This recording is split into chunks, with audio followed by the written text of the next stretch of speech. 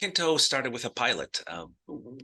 Maybe you can tell us a little bit about the pilot and what did you learn specifically about balancing customer convenience versus economies of scale from that pilot?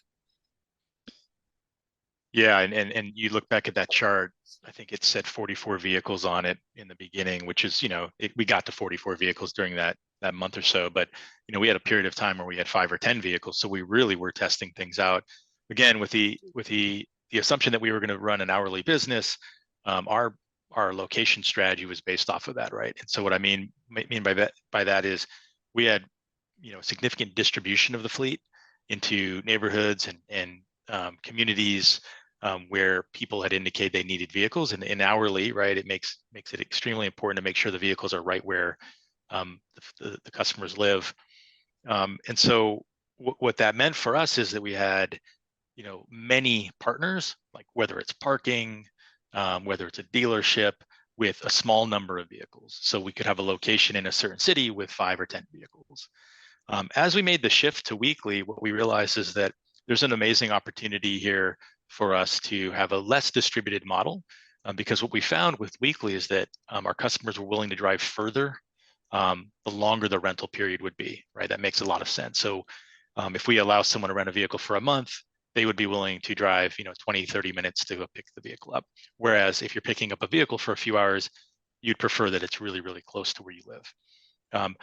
But the byproduct of this also was partnerships, right? So big partners, easier to negotiate contracts when you're talking about 50 vehicles or more.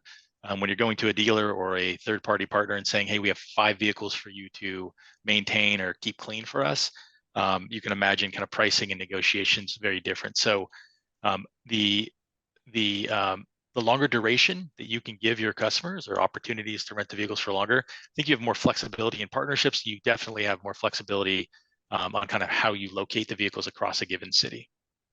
Chris, I know you have some opinions on the importance of pilots and what you can and what you might not be able to learn from them. Yeah, I guess just quickly, I found that there's kind of 2 different pilots that you can run. A lot of people come to us and they're like, hey, we want to test your hardware, can we do this in one week or 2 weeks? I mean, sure. If you want to see, do the doors unlock? Can you find it on GPS? Yes, absolutely. But that won't give you any information that's going to separate one hardware, one IoT from another. Everybody's going to open your doors. Everybody's going to find you on GPS. And so if you just want to kick the tires and say, does Inverse work, or do any of the other ones work? Great, 1-2 weeks. But if you're looking at something like, say, like Toyota did when they're trying to swap over 800 cars, you're like, well, maybe there's $250,000 invested in this decision. We got to talk to installers. We got to put the hardware up front. We've got to do uninstallations. We have to retrain our back end staff and potentially the customer going forward from this. It's a really big decision. And so some of the points that Jimmy and Jason have been going through are worth taking 2-3 months to really nail down, like, what is the difference in the doors unlocking? Did you try to unlock doors 1,000 times? Did you try it in P2 with Bluetooth? And like, what are the actual marginal differences? Because those numbers are going to add up a lot faster than just an initial price list that you might get from somebody.